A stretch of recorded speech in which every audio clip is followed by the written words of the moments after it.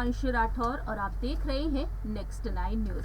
महाराष्ट्र के सियासी संकट से आप सभी बखूबी वाकिफ हैं। महाराष्ट्र में किस तरीके से काफी ज्यादा सियासत देखने को मिल रही है, लंबे वक्त से ये उठापटक देखने को मिल रही है। जैसा कि आप जानते ही हैं कि शिवसेना के प्रमुख उद्धव ठाकरे अपनी सत्ता को गंवा चुके हैं और नए मुख्यमंत्री बन चुके हैं। उन्हीं की पार्टी के विधायक रहे एकनाथ शिंदे और डिप्टी सीएम हैं देवेंद्र फडणवीस। बीजेपी के समर्थन से जो नई सरकार बनी है, वह सरकार जमीनी स्तर से जुड़ते हुए कई अहम फैसले ले रही है, लेकिन मंत्रिमंडल के विस्तार में देरी हो रही है। लेकिन इसी बीच देवेंद्र फडणवीस ने मुलाकात की मनसे प्रमुख राज ठाकरे से और दावा किया गया कि अब राज ठाकरे के बेटे अमित ठाकरे जल्द ही बीजेपी से जुड़ सकते हैं। लेकिन इन तमाम खबरों को अफवाह करार दिया था राज ठाकरे ने। इसे बताया था देवेंद्र फडणवीस ने कि ये एक शिष्टाचार भेंट रही थी। लेकिन इसी बीच अमित ठाकरे कई अहम फैसले ले रहे हैं। आपको बताना चाहेंगे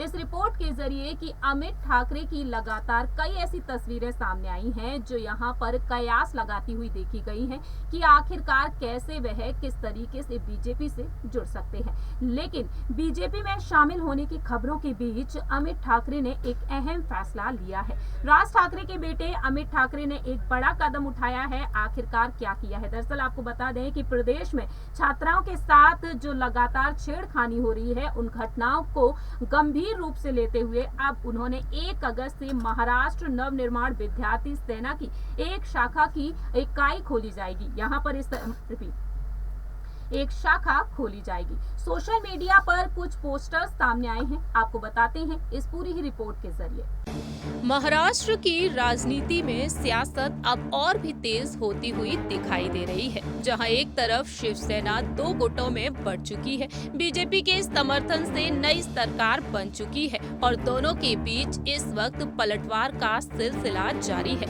लेकिन इसी बीच महाराष्ट्र नवनिर्माण सेना के प्रमुख राज ठाकरे और उनके बेटे अमित ठाकरे भी कई बड़े फैसले लेते हुए दिखाई दे रहे हैं। शिवसेना के प्रमुख और पूर्व मुख्यमंत्री उद्धव ठाकरे और उनके बेटे आदित्य ठाकरे लगातार हुंकार भरते हुए नजर आ रहे हैं, लगातार विपक्ष पर निशाना साध रहे हैं। लेकिन इसी बीच आदित्य ठाकरे को टक्कर देते हुए दिखाई दे रहे हैं अमित ठाकरे। आपको बता दें, अमित ठाकरे ने अब एक बेहद अहम फैसला ले लिया है। प्रदेश में छात्राओं के साथ जो लगातार छेड़खानी की घटनाएं हो रही हैं, उनको गंभीरता से लेते हुए अब कॉलेज में 1 अगस्त से महाराष्ट्र नवनिर्माण विद्यार्थी सेना की एक शाखा खोली जाएगी और इन शाखाओं को शुरू करने के लिए अभियान संगठन की वर्षगांठ से 1 सप्ताह तक चलाया जाएगा। आपको बता दें, इस संगठन के अध्यक्ष अमित ठाकरे शुक्रवार को इस बात की जानकारी दे चुके हैं। उन्होंने कह दिया है कि अगर किसी छात्र को कोई परेशान करता है तो उसे मनसे